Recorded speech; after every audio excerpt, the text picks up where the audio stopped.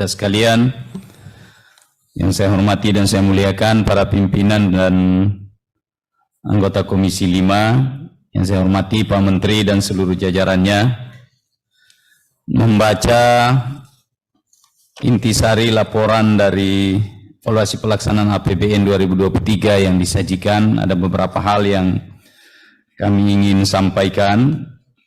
Yang pertama, secara umum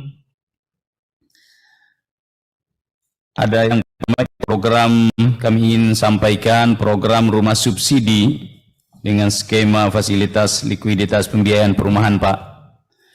Ini mungkin perlu dipikirkan ke depan karena sekarang ini kan mengalami kenaikan harga 65 sampai 6%. Sementara realisasi saya lihat baru 30%.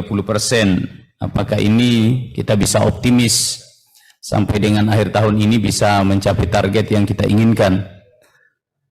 Kemudian yang kedua, terkait dengan kegiatan pengelolaan sumber daya alam, Pak, sumber daya air. Saya melihat bahwa pengelolaan kita, pembiayaannya masih sepenuhnya bersumber dari APBN. Padahal sebelumnya sumber daya air ini adalah sesuatu hal yang sangat dibutuhkan dan sangat penting, baik di masa kini maupun di masa yang akan datang. Karena air ini tidak akan semakin bertambah, tapi justru akan semakin berkurang dari tahun ke tahun disebabkan karena berbagai faktor tentunya. Oleh karena itu saya juga ingin menyarankan pada kesempatan ini ke depan Kementerian PUPR bisa lebih fokus pada upaya pengelolaan sumber daya air di Indonesia ini. Karena ini adalah salah satu hal yang sangat penting untuk kelangsungan segala hal, terutama di bidang pertanian yang menjadi ciri khas bangsa kita. Kemudian yang ketiga, saya melihat beberapa hasil rekomendasi BPK. Tentu saya sangat apresiasi Kementerian PUPR dengan anggaran yang begitu besar. Alhamdulillah masih dapat memperoleh hasil penilaian BPK dalam catatan laporan keuangan dengan wajar tanpa pengecualian. Cuman ada beberapa hal juga yang perlu kita antisipasi ke depan untuk lebih diminimalisir lagi. Masih ada temuan-temuan yang dalam bentuk kerugian negara saya lihat sampai dari tahun ke tahun memang berkurang, tapi ini saya kira kita berharap ke depan bisa zero temuan, khususnya temuan yang bersifat kerugian keuangan negara. Saya melihat ada satu hal, Pak Menteri, yang perlu juga kita, sekalipun ini sebenarnya bukan ranah penuh dari kementerian, soal pengadaan barang dan jasa. Di daerah, Pak Menteri, banyak sekali yang kita lihat ya, beberapa proyek-proyek, terutama saya di Sulawesi Tengah, banyak keluhan. Keluhan itu hampir sebagian bersumber dari proses pengadaan barang dan jasa. Terutama soal penentuan pemenang. Kita tahu persis bahwa sekarang ini kita tidak juga menyalahkan balai lelang, tapi ini mungkin harus dicarikan solusi. Contoh, dengan seringnya dilakukan pemeriksaan baik dari BPK termasuk juga KPK, maka balai lelang ini biasanya mereka agak sulit juga kalau tidak mengambil standar soal harga terendah. Tapi di sisi lain pihak kita melihat bahwa dalam perjalanannya ternyata harga itu harus dilakukan negosiasi kembali karena kondisi yang tidak memungkinkan untuk selesainya pekerjaan itu. Dan bahkan ada beberapa kontraktor yang disampaikan teman-teman tadi, subkon yang ada di daerah, Pak Menteri, itu sampai hari ini masih ada yang dibayar, terutama dalam pekerjaan pasca bencana di Palu kemarin. Kemudian yang selanjutnya secara khusus Pak Menteri, saya hanya menyampaikan beberapa aspirasi baik dari Pak Gubernur, dari para bupati yang ada di Sulawesi Tengah. Yang pertama, termasuk juga dari hasil pengamatan saya, penglihatan saya soal jalan nasional yang ada di Sulawesi Tengah. Saya lihat bahwa jalan nasional di Sulawesi Tengah pada umumnya itu 95% dalam kondisi mantap, Pak Menteri. Hanya saja kekurangannya masih kurang lebar Pak Menteri, masih ada yang 3 meter, ada yang 4 meter misalnya. Nah, oleh karena itu pada kesempatan ini ada beberapa hal yang ingin saya sampaikan. Yang pertama Pak Menteri, jalan poros dari Kota Bungku menuju batas Sulawesi Tenggara itu melewati kawasan industri yang Pak Menteri dulu pernah juga meninjau bersama Pak Presiden. Itu sekarang Pak Menteri karena jalannya itu baru sekitar 3-4 meter lebarnya, macetnya itu luar biasa kalau setiap hari. Itu viral, saya kira itu kita bisa lihat bagaimana susahnya jalan ada di kawasan industri itu. Saya kira ini menjadi atensi khusus Pak Menteri karena ini kawasan industri prioritas nasional yang juga menjadi salah satu kebanggaan Bapak Presiden. Kemudian yang kedua yang ingin juga saya sampaikan berkaitan dengan yang berada di dalam kawasan ekonomi khusus, jalan yang ada di kawasan ekonomi khusus Kota Palu Pak Menteri. Ini kawasan ekonomi khusus Kota Palu ini adalah salah satu kawasan yang menjadi prioritas nasional, tapi fasilitas yang ada di dalam kawasan ini memang sangat minim, sehingga perlu ke depan mendapat perhatian.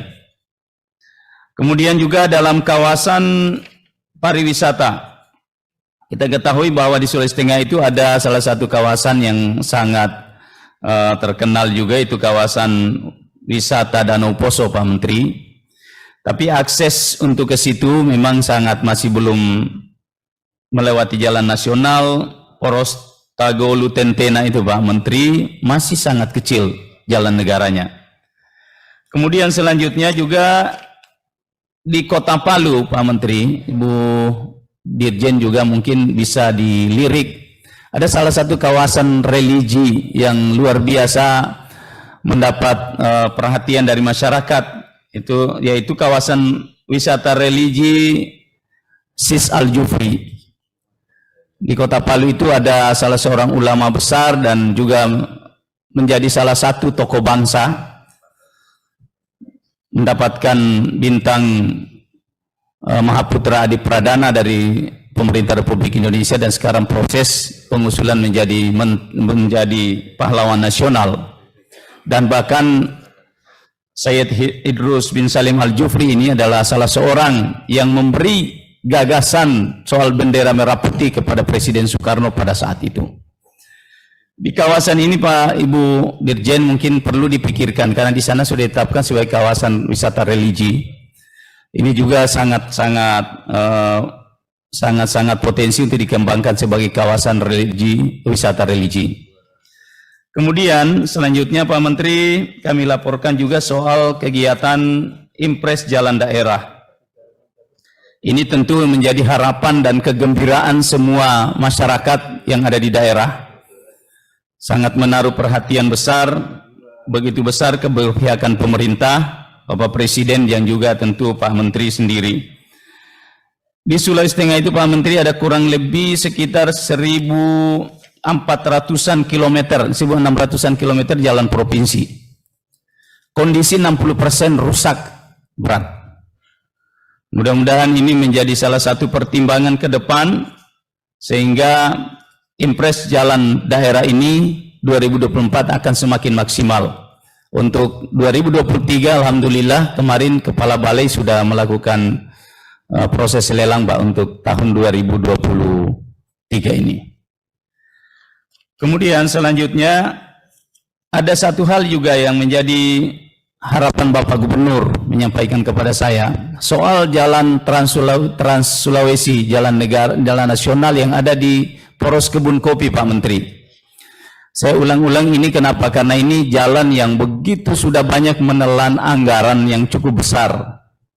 Tahun 2023 ini lagi Pak Menteri kalau tidak salah ada 100 miliar negara mengeluarkan anggaran di situ. Ini hampir setiap tahun, tidak berhenti ini, terus-menerus dikerjakan. Karena memang kondisi daerah itu yang sangat rawan. Kira secara teknis Pak Menteri dan seluruh jajaran Pak Dirjen lebih mengetahui secara teknis. Saya ingin mengatakan pada kesempatan ini Pak Menteri, ada sebetulnya jalan bypass dari Palu menuju Parigi itu sudah pernah dirintis oleh pemerintah provinsi, bahkan Bapak Gubernur Longki Janggola waktu itu melakukan jalan kaki 2 hari 2 malam untuk melakukan perintisan langsung jalan ini.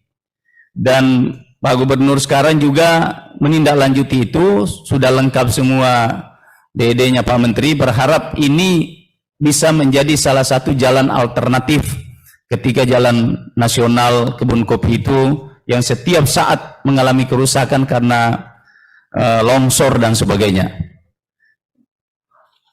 Kemudian yang terakhir, kami juga menyampaikan kepada Pak Menteri pada kesempatan ini bahwa di Sulawesi Tengah itu ada 2 kabupaten yang berada di daerah kepulauan, yaitu Kabupaten Banggai Kepulauan dan Kabupaten Banggai Laut.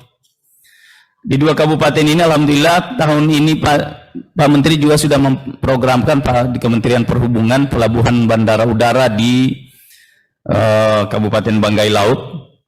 Kekurangan kedua daerah ini adalah sarana dan prasarana air minum, Pak Menteri. Kita tahu persis bahwa di kepulauan ini salah satu persoalannya yang menjadi kebutuhan masyarakat adalah sarana dan prasarana air minum. Kabupaten Banggai Kepulauan ini Pak Bupatinya sampai hari ini kalau tidak salah ada di tempat sedang melihat kita rapat di sini Pak Menteri untuk begitu pentingnya persoalan air minum di kabupatennya. Mudah-mudahan ini menjadi perhatian dan semua dokumen tentang usulan dari Pak Gubernur, dari Pak Bupati, insya Allah saya serahkan langsung ke Pak Menteri pada kesempatan ini. Terima kasih. Wallahul musta'an. Assalamualaikum warahmatullahi wabarakatuh. Waalaikumsalam. Silakan, Mbak.